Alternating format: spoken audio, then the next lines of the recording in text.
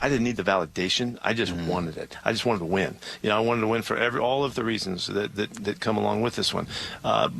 Maybe as much as anything is representing the guys that have played before. It meant a lot to those guys.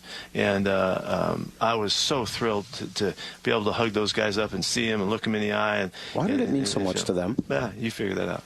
But it was really meaningful, and they really wanted it. And I knew we were playing for a lot more than just the regular stuff. And we have and in this night they realized what there was a big opportunity, and they and a big statement to be made. The game isn't about an individual player here or there. It's about team. This is the ultimate team sport, and it's been stated so many times before. It takes everybody, and sometimes when so much focus goes, it just rubs guys wrong, I guess, or whatever. But I'm thrilled that we won that game. It was significant for a lot of reasons beyond just it's the first game of the year and all that.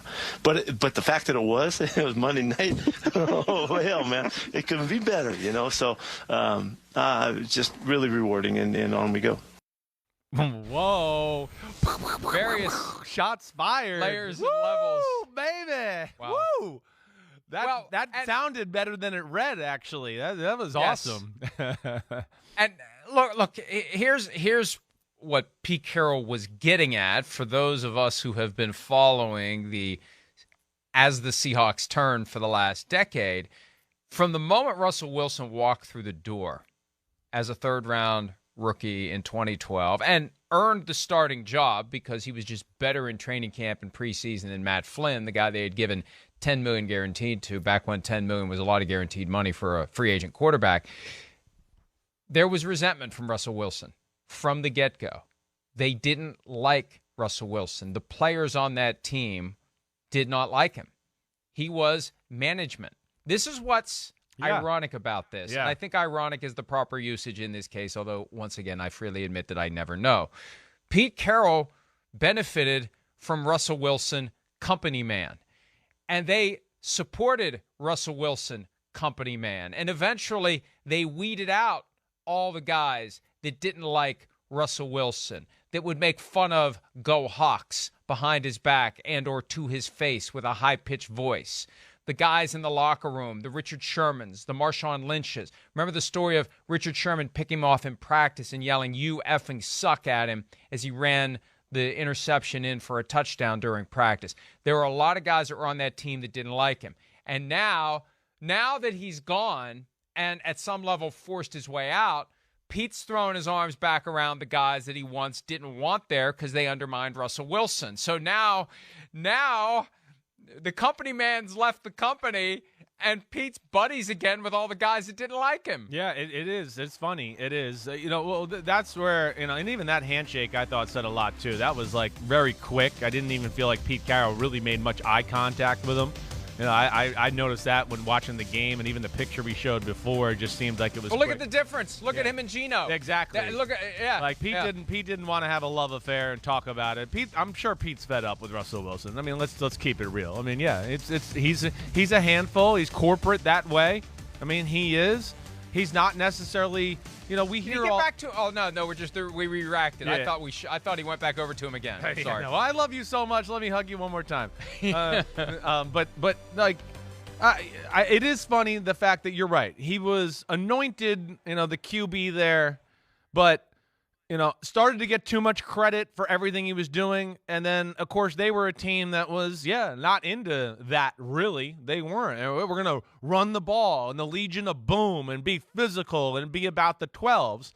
And, unfortunately for the sport in the NFL right now in our country, the quarterback does get too much credit. We discuss this all the time. I know it's a quarterback league, but we sometimes act like, there was nobody else on the field except the quarterback. And that is what makes locker rooms resent, that guy at times. And especially if they don't handle themselves the right way. And that's where, Russell's a great leader and all of that. But at the same time, hey, it's a weekend off the week before in the NFL. He's right on a private plane and at the U.S. Open. I don't think he's like hanging out with the guys. He might throw footballs with them and do all that. But from what I've heard, that's where he's a little different maybe than some of your other franchise quarterbacks. I think Mahomes hanging with Travis Kelce and, some of the receivers, and he's drinking a beer and hanging out, and let's watch a game, and hey, let's get on a plane and go watch this game. Josh Allen the same way. Brady has a great way about him that way. I think Russell Wilson was never mean or disrespectful, but just the things I think we both heard is where he was a little bit on his own. And he just approaches it like a business, and there's nothing wrong with that, but that's not necessarily going to endear yourself to the locker room.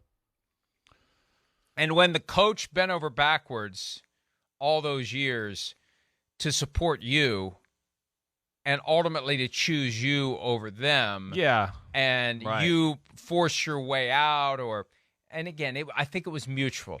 Every time that anyone says something was mutual, I assume that it's baloney.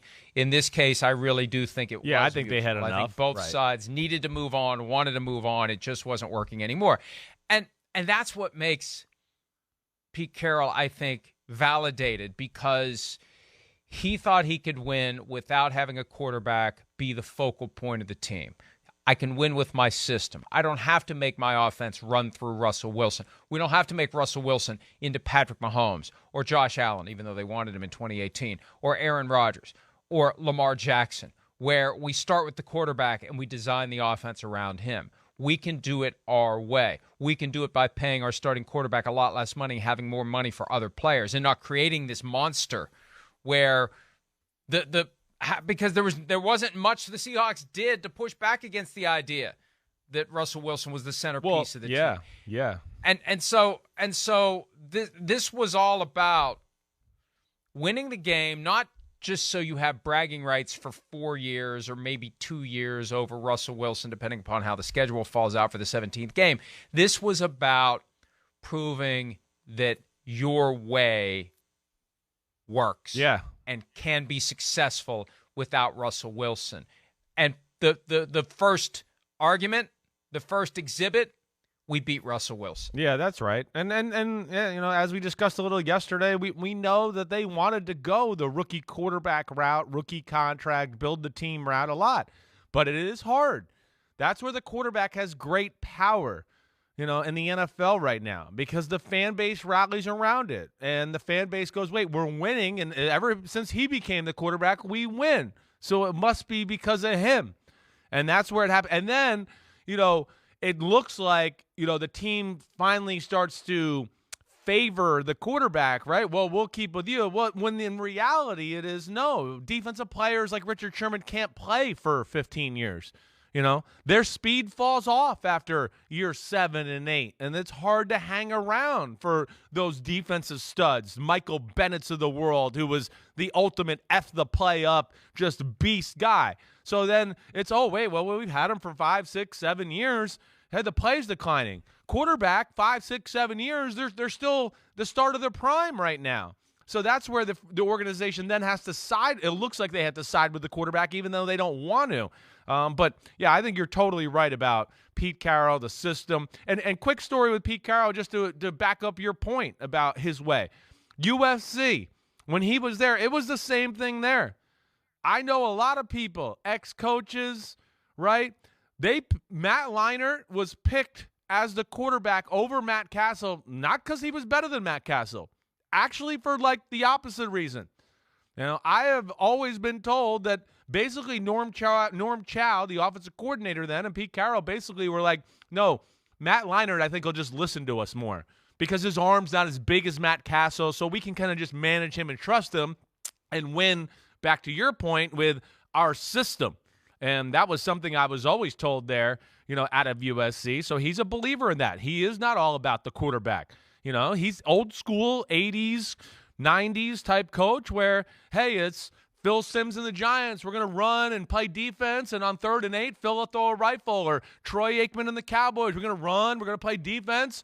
On 3rd and 8, I'll throw to Michael Irvin. That's the way they kind of believe. That's the way that generation believes in a lot of ways. Bill Belichick wasn't much different either, but he adjusted. So I think your point is kind of spot on. Sorry to belabor the point there. I also wonder how much Paul Allen was the tiebreaker between whatever tension was in the organization about whether to pay and keep Russell Wilson or move on from him, because really this all started and and came to a boil after he passed. I just wonder if through most of the decade while he was alive, he was urging Pete Carroll to keep Russell Wilson around and keep Russell Wilson happy. And maybe that's kind of an unspoken dynamic to all of this, that Pete Carroll's had the freedom in recent years and finally moved forward past Russell Wilson. And look, you look at the moment, not just taking the ball out of his hands on 4th and 5, which had to make Pete smile, but also seriously, the biggest negative of the Pete Carroll Russell Wilson marriage was the decision to throw and not run on 4th and goal, or not 4th and goal, but in near the goal line in Super Bowl 49. I think it was 2nd or 3rd, right? Yeah. It was but it was hey, give the ball to Marshawn Lynch and let him score. Yeah. So what did they do twice on Monday night? They took the ball out of Russell's hands and dialed up a run, and there was a fumble that was recovered by the Seahawks, which was a reminder we're not going to automatically win that game if we give the ball to Marshawn Lynch. He could have fumbled too. I know, you're right. So I think that there are various layers and levels where Pete Carroll can feel very good about that. The ultimate 71st birthday present for him, but like 3 days early. Very tactical in bringing up the old players and saying that. And hey, you figure it out. That was definitely intended for him to get that out there and let everybody know. But again, a little bit more that, Russell was a pain in the ass, period. I think that's the way they view it. Hi, I'm Mike Tirico, and thanks for watching. Make sure to hit subscribe for the latest news and highlights from NBC Sports.